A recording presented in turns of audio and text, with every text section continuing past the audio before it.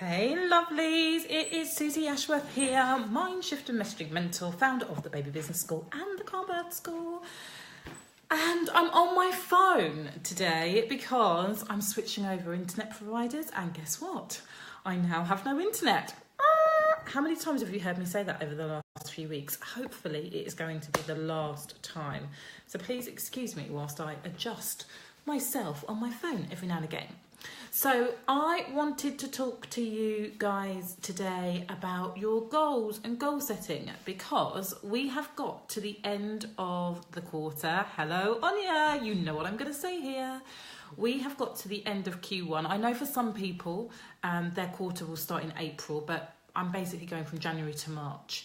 And I hope that at the start of the year, you set yourself some goals and intentions. And I know that for the majority of people, hey Emily, for the majority of people, when you're setting goals, most people, if you're setting them at all, and I suppose that's my first question, are you setting yourself goals? And if you are, do you normally set them on a kind of rolling 30-day basis? Because if you are, and you're hitting them, great. But if you are setting them every 30 days and you aren't hitting them, I want you to listen up to this. Because I think that for most people, they are setting themselves new goals every 30 days. And there's a problem with that, and it's called life. Things get in the way. You know better than anybody that it feels a bit like, how the F have we got to the end of March already? It's a quarter of the year has gone. And while some people are like, yeah, bring it on, that was the best quarter of my life, I know that there are a lot of people in my community, outside of my community, my peers, friends, people that I look up to, that are going, oh my goodness, how has this happened? And how come I'm so far away from where I wanted to be?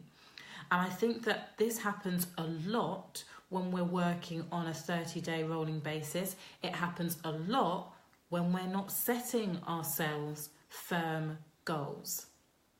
So I am speaking to you before the end of March because I want you to take the next few days to really look at what have you been doing over the last quarter, and has it got you to where you intended, expected, wanted, or hoped to get to?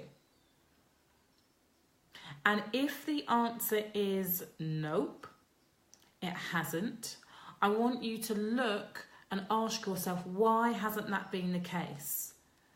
And when I ask you to ask yourself why, this isn't about kind of getting a big stick and berating yourself. It's really about looking at what were the things that you said you were going to do. Did you say that you were going to go live every day? Did you say that you were going to be writing regular blog posts? Did you say that you were going to be starting up a new podcast?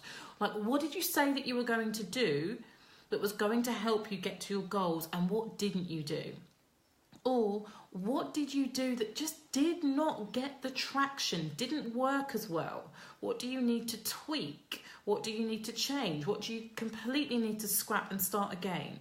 But I want you to look at the last 3 months, and I want you to get super, super objective about what worked and what didn't. And then, rather than setting yourself goals for April, I want you to look at what you can achieve, or what you would love to achieve in the next 90 days. And I promise you, when you give yourself a little bit of time, you know, when people are like, oh, I want to launch a course, I want to write a book, I want to do this, I want to do that, it's very difficult to get that all into 30 days. It's possible for sure. But actually, when you give yourself 90 days, there's room to breathe. And then I really encourage you, rather than having big, long to-do lists, you cut it down to priority lists. So if you've got 1 or 2 goals for the quarter, what are the 1, 2, or 3 things that you need to be doing every day in order to make your goal inevitable? And here's the thing. when you give yourself a 90-day run up to this, it's very easy for you to start tracking where you are against your intentions and your daily priorities on a fortnightly basis. So you know, if you say that you're going to go live every day for 2 weeks and you only manage to do it twice, you know that you are not doing what you need to do in order to get to that goal, your 90-day goal. So what needs to happen? Do I need to change the tactic? Do I need to block time out in my diary? Do I need to ask for support somewhere? Do I need to delegate some work so I've got more time to do what it is I've said that I've got to do? But when you give yourself 90 days, you give yourself the opportunity to go up and down with the normal ebbs and flows of life. So that if something isn't working, rather than getting to week 3 and thinking, fuck, I'm shit, I'm never going to do this, I'm just a failure, I didn't do it last month, I didn't do it the month before, you can actually say, okay, I've got 8, 9, 10 weeks to course correct and rectify this. What do I need to do? So I am inviting you, number 1, look at what you did over the last quarter.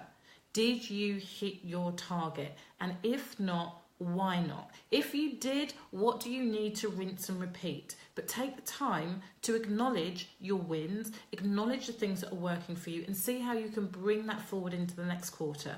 But if you didn't, zoom out, look at where you need to course correct.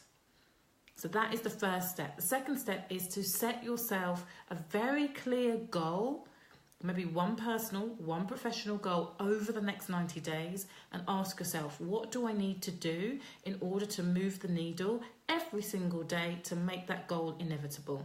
And then do that. And very, very quickly, you can measure whether you are on track or not on track to get to where you want to get to. Give yourself more time. Don't work over 30 days, work over 90 days. It really, really makes a difference. So